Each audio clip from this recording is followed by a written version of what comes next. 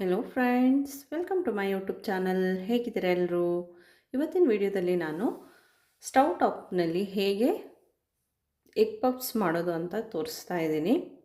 ತುಂಬ ಈಸಿ ಇದೆ ಮಾಡೋದಕ್ಕೆ, ಸ್ವಲ್ಪ ಟೈಮ್ ಹಿಡಿಯುತ್ತೆ ಅಷ್ಟೇ. ಅವನ್ನಲ್ಲಿ ಮಾಡೋ ಥರ ತುಂಬ ಏನೂ ಉಬ್ಬಿ ಬರೋದಿಲ್ಲ, ಆದರೆ ಟೇಸ್ಟ್ ಮಾತ್ರ ತುಂಬ ಚೆನ್ನಾಗಿರುತ್ತೆ. ನಾವು ಹೊರಗಡೆಯಿಂದ ತಿನ್ನೋದಕ್ಕಿಂತ ಮನೇಲಿ ಈ ರೀತಿ ಮಾಡಿ ತಿನ್ನುವಾಗ ಇನ್ನೂ ರುಚಿಯಾಗಿರುತ್ತೆ. ಹೊರಗಡೆ ನಮಗೆ ಯಾವುದ್ಯಾವುದೋ ಆಯಿಲ್ ಅಥವಾ ವನಸ್ಪತಿ ಈ ರೀತಿ ಹಾಕಿ ಮಾಡಿಕೊಡ್ತಾರೆ. ಆದರೆ ನಾವು ಮನೇಲಿ ಮಾಡುವಾಗ ಹೆಲ್ದಿಯಾಗಿ ಮಾಡ್ಕೋಬೋದು. ಬನ್ನಿ ಇದನ್ನು ಹೇಗೆ ಮಾಡೋದು ಅಂತ ನೋಡೋಣ. ಮೊದಲಿಗೆ ನಾನಿಲ್ಲಿ ಒಂದು ಬೌಲ್ಗೆ 1 ಕಪ್ ಮೈದಾ ಹಾಕ್ಕೊಂಡಿದ್ದೀನಿ. ರುಚಿಗೆ ತಕ್ಕಷ್ಟು ಉಪ್ಪು, ಒಂದು 1/4 ಟೀ ಸ್ಪೂನಷ್ಟು ಸಕ್ಕರೆ ಹಾಕ್ಕೊಂಡಿದ್ದೀನಿ. ಹಾಗೆ 1 ಟೇಬಲ್ ಸ್ಪೂನಷ್ಟು ತುಪ್ಪ ಹಾಕ್ಕೊಳ್ತಾ ಇದ್ದೀನಿ. ಹಾಕಿ ಇದನ್ನು ಚೆನ್ನಾಗಿ ಮಿಕ್ಸ್ ಮಾಡಿ ಆ ತುಪ್ಪ ಎಲ್ಲ ಕಡೆನೂ ಬ್ಲೆಂಡ್ ಆಗೋ ಥರ ಮಿಕ್ಸ್ ಮಾಡ್ಕೊಳ್ಳಿ.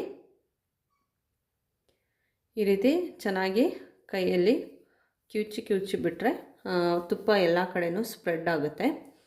ಇವಾಗ ಇದಕ್ಕೆ ನೀರು ಹಾಕ್ಕೊಂಡು ಕಲಿಸ್ಕೋಬೇಕು. ತುಂಬ ಗಟ್ಟಿಯಾಗಿ ಕಲಿಸ್ಕೋಬೇಕು ಅಂತಿಲ್ಲ, ಇದನ್ನು ಸ್ವಲ್ಪ ತೆಳ್ಳಗೆ ಕಲಿಸ್ಕೋಬೇಕು.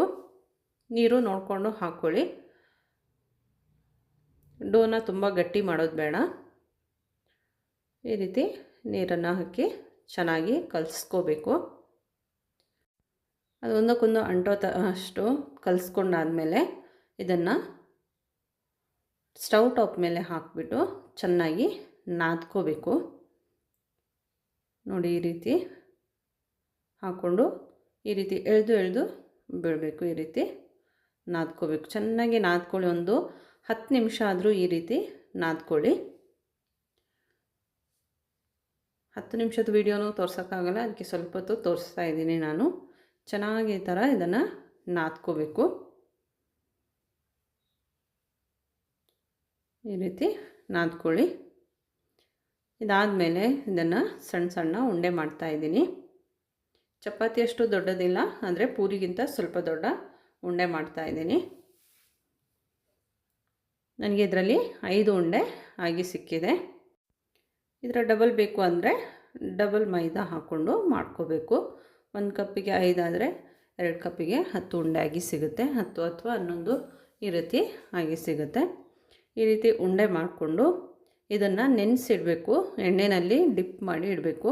ಅದಕ್ಕೆ ನಾನು ಇಲ್ಲೊಂದು ಅಗಲವಾದ ಪಾತ್ರೆ ತೊಗೊಂಡಿದ್ದೀನಿ. ಈ ರೀತಿ ಇದಕ್ಕೆ ಸ್ವಲ್ಪ ಆಯಿಲ್ ಹಾಕ್ಕೊಂಡಿದ್ದೀನಿ. 2ರಿಂದ 3 ಟೇಬಲ್ ಸ್ಪೂನು ಹಾಕಿ ಈ ರೀತಿ ಅದನ್ನು ಪ್ರೆಸ್ ಮಾಡಿ ಆಮೇಲೆ ಅದರಲ್ಲಿ ಅದ್ದಿ ಇಡ್ತಾಯಿದ್ದೀನಿ. ಈ ರೀತಿ ಒಂದು ಸಲ ಎಣ್ಣೆಯಲ್ಲಿ ಹಾಕಿಬಿಟ್ಟು ಮತ್ತೆ ತಿರುಗಿಸಿ ಹಾಕಿ ನೆನೆಯೋದಕ್ಕೆ ಬಿಡಬೇಕು. ಇದನ್ನು ನೋಡಿ, ಎಲ್ಲನೂ ಅದೇ ರೀತಿ ಮಾಡ್ತಾಯಿದ್ದೀನಿ. ಈ ರೀತಿ ಪ್ರೆಸ್ ಮಾಡಿಕೊಂಡು ಆಮೇಲೆ ಎಣ್ಣೆಗೆ ಹಾಕಿ ಇಡಬೇಕು. ತುಂಬ ಎಣ್ಣೆ ಯೂಸ್ ಮಾಡೋದು ಬೇಡ ಅಂತ ನಾನು ಈ ರೀತಿ ಅಗಲವಾದ ಪಾತ್ರೆ ತೊಗೊಂಡಿದ್ದೀನಿ. ಅಗಲ ಕಡಿಮೆ ಇರೋದು ತೊಗೊಂಡ್ರೆ ನಾವು ಎಣ್ಣೆ ಜಾಸ್ತಿ ಹಾಕ್ಕೋಬೇಕು. ಈ ರೀತಿ ತಿರುಗಿಸಿ ಹಾಕಿ ಇದನ್ನು 20 to 30 ಮಿನಿಟ್ಸ್ ನೆನೆ ಇಡಬೇಕು. ನಾವು ಇದೇ ರೀತಿ ಎಣ್ಣೆಯಲ್ಲಿ ನೆನೆಯೋದಕ್ಕೆ ಬಿಡಬೇಕು. ಇದನ್ನು ಹಾಗೆ ಮುಚ್ಚಿಡ್ತಾ ಇದ್ದೀನಿ. ಅಷ್ಟರಲ್ಲಿ ಮೊಟ್ಟೆ ಬೇಯೋಕ್ಕಿಡೋಣ. ಇಲ್ಲಿ ನಾನು 3 ಮೊಟ್ಟೆನ ಬೇಯೋಕ್ಕಿಡ್ತಾ ಇದ್ದೀನಿ. ಸ್ವಲ್ಪ ಉಪ್ಪು ಹಾಕ್ಕೊಳ್ತಾ ಇದ್ದೀನಿ. ಮೊಟ್ಟೆ ಬೇಯಿಸುವಾಗ ಈ ರೀತಿ ಉಪ್ಪು ಹಾಕ್ಕೊಳ್ಳಿ. ಈಗ ಇದಕ್ಕೆ ಬೇಕಾದಂಥ ಮಸಾಲೆ ರೆಡಿ ಮಾಡಬೇಕು. ಅದಕ್ಕೆ ಒಂದು ಪ್ಯಾನ್ ಇಟ್ಟಿದ್ದೀನಿ. ಅದಕ್ಕೆ ಎಣ್ಣೆ ಹಾಕ್ಕೊಂಡಿದ್ದೀನಿ. ಇಲ್ಲಿ ನಾನು 2 ದೊಡ್ಡ ಈರುಳ್ಳಿನ ಕಟ್ ಮಾಡಿ ಸೇರಿಸ್ಕೊಂಡಿದ್ದೀನಿ. ಸಣ್ಣದಾದರೆ ಒಂದು 3-4 ತಗೊಳ್ಳಿ. ಇದನ್ನು ಚೆನ್ನಾಗಿ ಈ ರೀತಿ ಮಿಕ್ಸ್ ಮಾಡಿ ಚೆನ್ನಾಗಿ ಸಾಟ್ ಮಾಡಬೇಕು. ಎಣ್ಣೆ ಸ್ವಲ್ಪ ಜಾಸ್ತಿ ಆಗಿದೆ, ನೀವು ಹಾಕುವಾಗ ಸ್ವಲ್ಪ ಕಡಿಮೆ ಹಾಕ್ಕೊಳ್ಳಿ. ಇವಾಗ ಇದಕ್ಕೆ ಉಪ್ಪು ಹಾಕ್ತಾಯಿದ್ದೀನಿ, ರುಚಿಗೆ ತಕ್ಕಷ್ಟು. ನಮ್ಮ ಮಸಾಲೆಗೆ ಎಷ್ಟು ಉಪ್ಪು ಬೇಕೋ ಆ ರೀತಿ ಹಾಕ್ಕೊಳ್ಳಿ. ಜಿಂಜರ್ ಗಾರ್ಲಿಕ್ ಪೇಸ್ಟ್ ಹಾಕ್ತಾಯಿದ್ದೀನಿ, ಅರ್ಧ ಟೀ ಸ್ಪೂನಷ್ಟು. ಹಾಗೆ ಒಂದು ಹಸಿಮೆಣಸನ್ನು ಸಣ್ಣದಾಗಿ ಕಟ್ ಮಾಡಿ ಹಾಕ್ಕೊಂಡಿದ್ದೀನಿ. ನೀವು ಬೇಕಿದ್ದರೆ ಹಸಿಮೆಣಸಿನ ಪೇಸ್ಟ್ ಕೂಡ ಹಾಕ್ಕೋಬೋದು. ಇದನ್ನು ಕೂಡ ಚೆನ್ನಾಗಿ ಈ ರೀತಿ ಫ್ರೈ ಮಾಡ್ಕೊಳ್ಳಿ. ಇವಾಗ ಇದಕ್ಕೆ ಮಸಾಲೆನ ಹಾಕ್ಕೋಬೇಕು. ಇದಕ್ಕೆ ಅರಿಶಿನ ಹುಡಿ ಹಾಕ್ಕೊಂಡಿದ್ದೀನಿ, ಅರ್ಧ ಟೀ ಸ್ಪೂನ್ ಖಾರದ ಪುಡಿ, ಧನಿಯಾ ಪುಡಿ ಅರ್ಧ ಟೀ ಸ್ಪೂನ್, ಹಾಗೆ ಗರಂ ಮಸಾಲ ಅರ್ಧ ಟೀ ಸ್ಪೂನ್ ಹಾಕ್ಕೊಂಡಿದ್ದೀನಿ. ಹಾಕಿ ಇದನ್ನು ಚೆನ್ನಾಗಿ ಮಿಕ್ಸ್ ಮಾಡ್ಕೊಳ್ಳಿ.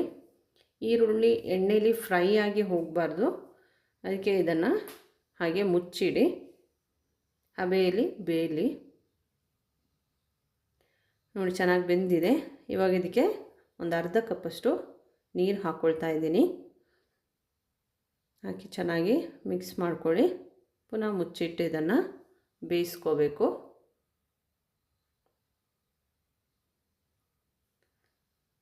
ಒಂದು 2ರಿಂದ 3 ನಿಮಿಷ ಬೆಂದಮೇಲೆ ಇದನ್ನು ಓಪನ್ ಮಾಡ್ತಾಯಿದ್ದೀನಿ. ಇದು ಇವಾಗ ರೆಡಿಯಾಗಿದೆ. ಇದಕ್ಕೆ ಕೊತ್ತಂಬರಿ ಸೊಪ್ಪು, ಕರಿಬೇವಿನ ಸೊಪ್ಪು ಏನು ಬೇಕಾದರೂ ಹಾಕ್ಕೋಬೋದು. ಇವಾಗ ಇದನ್ನು ಆಫ್ ಮಾಡ್ತಾಯಿದ್ದೀನಿ. ಎಣ್ಣೆ ನೋಡಿ ಜಾಸ್ತಿ ಆಗಿದೆ, ನೀವು ಹಾಕುವಾಗ ಸ್ವಲ್ಪ ಕಡಿಮೆ ಹಾಕ್ಕೊಳ್ಳಿ. ನಾವು ನೆನೆಸಿಟ್ಟಿರುವಂಥ ಡೋ ಏನಿದೆ ಅದು ಚೆನ್ನಾಗಿ ನೆನೆದಿದೆ. ಅದನ್ನು ಈ ರೀತಿ ಉಲ್ಟಾ ಮಾಡಿ ಹಾಕ್ತಾಯಿದ್ದೀನಿ ನೋಡಿ. ಇವಾಗ ಇದನ್ನು ಒಂದೊಂದಾಗಿ ತೆಗೆದು ಕೌಂಟರ್ ಟಾಪ್ನಲ್ಲಿ ಈ ರೀತಿ ಸ್ಪ್ರೆಡ್ ಮಾಡ್ಕೊಳ್ಳಿ. ತೆಳ್ಳಗೆ ಮಾಡ್ಕೋಬೇಕು.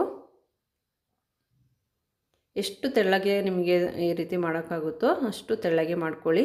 ಮಧ್ಯದಲ್ಲಿ ಹರಿದೋದ್ರೆ ಏನೂ ಆಗೋದಿಲ್ಲ, ಹರಿದೋದ್ರೆ ಹರಿದೋಗಲಿ. ಎಷ್ಟು ತೆಳ್ಳಗಾಗುತ್ತೋ ಅಷ್ಟು ತೆಳ್ಳಗೆ ಇದನ್ನು ಮಾಡ್ಕೊಳ್ಳಿ. ನೋಡಿ ಇಷ್ಟು ತೆಳ್ಳಗೆ ಮಾಡ್ಕೊಂಡಿದ್ದೀನಿ. ಮಧ್ಯ ಮಧ್ಯದಲ್ಲಿ ಹರಿದಿದೆ, ಅದು ಏನೂ ಆಗೋದಿಲ್ಲ. ಇವಾಗ ಇದನ್ನು ಫೋಲ್ಡ್ ಮಾಡ್ಕೋಬೇಕು. ನಾನಿಲ್ಲಿ ಈ ರೀತಿ ಫೋಲ್ಡ್ ಮಾಡ್ಕೊಂಡಿದ್ದೀನಿ ನೋಡಿ. ಪುನಃ ಇದನ್ನು 2 ಸಲ ಮಡಚ್ಕೋಬೇಕು ಈ ರೀತಿ. ಟೋಟಲ್ ನನಗೆ 8 ಲೇಯರಲ್ಲಿ ಬರುತ್ತೆ ಇದು. ಇದನ್ನು ಈ ರೀತಿ ಸ್ಪ್ರೆಡ್ ಮಾಡಿ ಪುನಃ ನಿಮಗೆ ಎಷ್ಟು ತೆಳ್ಳಗೆ ಮಾಡೋಕ್ಕಾಗುತ್ತೋ ಅಷ್ಟು ತೆಳ್ಳಗೆ ಮಾಡ್ಕೊಳ್ಳಿ. ನಾವು ಈ ರೀತಿ ಮಡಚೋದ್ರಿಂದ ನಮಗೆ ಲೇಯರ್ ಸಿಗುತ್ತೆ. ಆಯಿಲ್ ಕಡಿಮೆ ಆದರೆ ಸ್ವಲ್ಪ ಹಾಕ್ಕೊಳ್ಳಿ. ನಾವು ನೆನೆಸಿಟ್ಟಿರುವಂಥ ಆಯಿಲನ್ನೇ ಹಾಕ್ಕೊಳ್ಳಿ ಈ ರೀತಿ. ಈಗ ಪುನಃ ಇದನ್ನು 4 ಫೋಲ್ಡ್ ಮಾಡ್ತಾಯಿದ್ದೀನಿ ಈ ರೀತಿ. ಇವಾಗಿದು ಸಾಕು. ಈ ರೀತಿ ಪ್ರೆಸ್ ಮಾಡಿಕೊಡಿ. ಇದನ್ನು ಒಂದು ತಟ್ಟೆನಲ್ಲಿ ಹಾಕಿಡಿ. ಎಲ್ಲನೂ ಅದೇ ರೀತಿ ಮಾಡ್ಕೋಬೇಕು. ಒಂದು ತಟ್ಟೆಗೆ ಈ ರೀತಿ ಎಣ್ಣೆ ಸ್ಪ್ರೆಡ್ ಮಾಡಿ ಈ ರೀತಿ ಮಾಡ್ಕೊಳ್ಳಿ. ಪುನಃ ನಾನು ತೋರಿಸೋದಿಲ್ಲ, ಯಾಕಂದರೆ ವಿಡಿಯೋ ತುಂಬ ಲೆಂತ್ ಆಗಿಬಿಡುತ್ತೆ. ಇವಾಗ ನಾನು ಮಾಡಿಕೊಂಡಿದ್ದೆಲ್ಲನೂ ಈ ರೀತಿ ಕೌಂಟರ್ ಟಾಪ್ನಲ್ಲಿ ಇಟ್ಟಿದ್ದೀನಿ. ನಾವು ಮೊದಲೇ ಮಾಡಿಟ್ಟಿರುವ ಈರುಳ್ಳಿ ಮಸಾಲೆ ಏನಿದೆ ಅದಕ್ಕೆ ಸ್ವಲ್ಪ ಕೊತ್ತಂಬರಿ ಸೊಪ್ಪು ಹಾಕಿ ಚೆನ್ನಾಗಿ ಮಿಕ್ಸ್ ಮಾಡ್ಕೊಂಡಿದ್ದೀನಿ. ಇದಕ್ಕೆ 1 ಟೇಬಲ್ ಸ್ಪೂನಷ್ಟು ಮಸಾಲೆನ ಹಾಕ್ಕೊಳ್ತಾ ಇದ್ದೀನಿ. ನಾವು ಮಾಡಿರುವ ಮಸಾಲೆ ಪೂರ್ತಿಯಾಗಿ ಇದಕ್ಕೆ ಎಲ್ಲದಕ್ಕೂ ಆಗುವಂತೆ ಇಟ್ಕೋಬೇಕು. ಈ ರೀತಿ ಪ್ರೆಸ್ ಮಾಡಿಕೊಡಿ ಇಟ್ಬಿಟ್ಟು.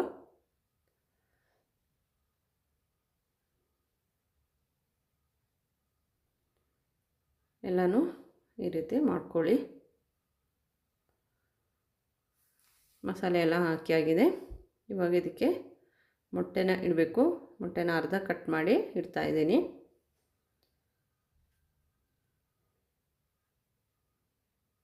ಈ ರೀತಿ ಕೆಳಗಡೆಗೆ ಮಗ್ಚಿ ಇಡಬೇಕು.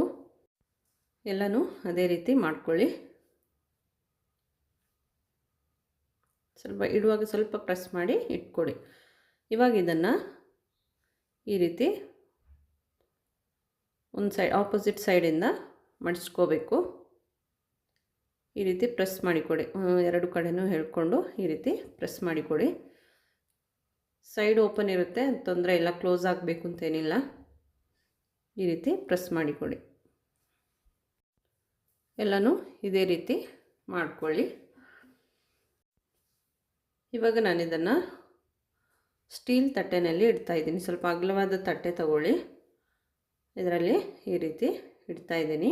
ಬೇಕಾದರೂ ಇದೇ ರೀತಿ ಅದರ ಟ್ರೇನಲ್ಲಿ ಇಟ್ಟು ಮಾಡ್ಕೊಳ್ಳಿ. 200 ಡಿಗ್ರಿ ಸೆಲ್ಸಿಯಸ್ನಲ್ಲಿ 10 ನಿಮಿಷ ಪ್ರೀ ಹೀಟ್ ಮಾಡಿ ಆಮೇಲೆ ಅರ್ಧ ಗಂಟೆ ಬೇಯಿಸ್ಕೋಬೇಕು. ಇವಾಗ ಇದರ ಮೇಲೆ ಒಂದು ಮೊಟ್ಟೆನ ಬೀಟ್ ಮಾಡಿ ಈ ರೀತಿ ಬ್ರಷ್ ಮಾಡಿ ಕೊಡಬೇಕು. ಅಂದರೆ ಮೇಲ್ಗಡೆ ಬ್ರೌನ್ ಕಲರಲ್ಲೂ ಕ್ರಿಸ್ಪಿಯಾಗೂ ಬರುತ್ತೆ. ಎಲ್ಲದಕ್ಕೂ ಈ ರೀತಿ ಮೇಲ್ಗಡೆ ಬ್ರಷ್ ಮಾಡಿ ಕೊಡಿ. ಇದು ಇವಾಗ ಆಗಿದೆ. ಇದು ಮಾಡುವಾಗಲೇ ನೀವು ಓವನ್ ಸೆಟಪ್ಪನ್ನು 10 ನಿಮಿಷ ಪ್ರೀ ಹೀಟ್ ಮಾಡಬೇಕು ಮೀಡಿಯಮ್ ಫ್ಲೇಮಲ್ಲಿ. ನಾನು ಆ ರೀತಿ ಮಾಡಿ ಇಟ್ಟಿದ್ದೀನಿ. ಇವಾಗ ಅದರೊಳಗೆ ಇದನ್ನು ಇಳಿಸಿ ಇಡಬೇಕು. ಇಳಿಸಿಡುವಾಗ ನೋಡಿ ಇಡಿ, ಬಿಸಿ ಇರುತ್ತೆ, ಕೈಯೆಲ್ಲ ಸುಟ್ಕೋಬೇಡಿ, ಆ ಕಡೆ ಈ ಕಡೆ ನೋಡಿ ಇಡಬೇಕು. ಇದನ್ನು ಈ ರೀತಿ ಇಟ್ಟು ಮುಚ್ಚಳ ಮುಚ್ಚಿ 50 ನಿಮಿಷ ಇದನ್ನು ಬೇಯೋದಕ್ಕೆ ಬಿಡಬೇಕು. ಮೀಡಿಯಮ್ ಫ್ಲೇಮಲ್ಲೇ ಇಡಿ, ಹೈ ಫ್ಲೇಮಲ್ಲೂ ಇಡೋದು ಬೇಡ, ಲೋ ಫ್ಲೇಮಲ್ಲೂ ಇಡೋದು ಬೇಡ. ನಾನು ಒಂದು 45 ಮಿನಿಟ್ಸ್ ಆಗುವಾಗ ಓಪನ್ ಮಾಡಿ ನೋಡಿ. ಆಗಿಲ್ಲ ಅಂದರೆ ಒಂದು 5 ಮಿನಿಟ್ಸ್ ಕೂಡ ಇಡ್ಬೋದು, ಅಷ್ಟರಲ್ಲಿ ಆಗಿರುತ್ತೆ. ನೋಡಿ ನಾನಿದು 45 ಮಿನಿಟ್ಸಲ್ಲೇ ಇದನ್ನು ಓಪನ್ ಮಾಡಿದ್ದೀನಿ. ಆವಾಗಲೇ ಆಗಿದೆ ಇದು. ನೋಡಿ ಯಾವ ರೀತಿ ಬಂದಿದೆ ಅಂತ. ನೋಡೋದಕ್ಕೆ ನೋಡಿ ಗೋಲ್ಡ್ ಕಲರಲ್ಲಿ ತುಂಬ ಚೆನ್ನಾಗಿದೆ ನೋಡೋದಕ್ಕೇ. ನಾವು ಯಾವಾಗಲೂ ಹೊರಗಡೆ ತಿನ್ನೋದಕ್ಕಿಂತ ಈ ರೀತಿ ಮಾಡಿ ತಿಂದರೆ ಅದು ಟೇಸ್ಟ್ ಕೂಡ ಚೆನ್ನಾಗಿರುತ್ತೆ, ಮಕ್ಕಳಿಗೂ ಇಷ್ಟ ಆಗುತ್ತೆ. ಬೇಕರಿಯಲ್ಲಿ ತಿನ್ನುವ ಪಪ್ಸ್ ಎಲ್ಲ ಈ ರೀತಿ ನಾವು ಕಚ್ಚುವಾಗಲೇ ಪುಡಿ ಪುಡಿಯಾಗಿ ಬೀಳುತ್ತೆ. ಆ ಥರ ಏನಿರೋದಿಲ್ಲ. ಇದು ಸ್ವಲ್ಪ ಅಂಟ್ಕೊಂಡಿರುತ್ತೆ, ತುಂಬ ಲೇಯರ್ಸು ಬಂದಿರೋದಿಲ್ಲ, ಆ ಥರ ಉಬ್ಬಿ ಬಂದಿರೋದಿಲ್ಲ. ನೋಡಿ ಪ್ರೆಸ್ ಮಾಡುವಾಗ ಈ ರೀತಿ ಪುಡಿ ಆಗ್ತಿದೆ ನೋಡಿ. ಹೊರಗಡೆ ಲೇಯರು, ಹೊರಗಡೆ ಕ್ರಿಸ್ಪಿಯಾಗಿ ಹಾಗೆ ಒಳಗಡೆ ಸಾಫ್ಟಾಗಿ ತುಂಬ ಚೆನ್ನಾಗಿದೆ. ಇದನ್ನು ಕಟ್ ಮಾಡಿ ತೋರಿಸ್ತೀನಿ ನಿಮಗೆ ಯಾವ ರೀತಿ ಇದೆ ಅಂತ. ಮಕ್ಕಳಿಗೆಲ್ಲ ಇಷ್ಟ ಆಯಿತು. ನಮ್ಮ ಮನೇಲಿ ಒಂದೊಂದು ಮಾಮೂಲಿ ಒಂದೊಂದು ತಿನ್ನೋರು ಎರಡೆರಡು ತಿಂದರು. ನೋಡಿ ಯಾವ ರೀತಿ ಇದೆ ಅಂತ. ತುಂಬ ಚೆನ್ನಾಗಿದೆ, ಟೇಸ್ಟ್ ಅಂತೂ ತುಂಬ ಚೆನ್ನಾಗಾಗಿತ್ತು. ನೀವು ಕೂಡ ಇದನ್ನು ಒಂದು ಸಲ ಟ್ರೈ ಮಾಡಿ. ವಿಡಿಯೋ ಇಷ್ಟ ಆದರೆ ಲೈಕ್, ಶೇರ್, ಕಮೆಂಟ್ ಮಾಡಿ. ಹಾಗೆ ಇದುವರೆಗೆ ನನ್ನ ಚಾನಲ್ ಸಬ್ಸ್ಕ್ರೈಬ್ ಮಾಡದೆ ನೋಡ್ತಾ ಇದ್ದರೆ ಸಬ್ಸ್ಕ್ರೈಬ್ ಮಾಡಿ, ನನಗೆ ಸಪೋರ್ಟ್ ಮಾಡಿ. Thank you for watching.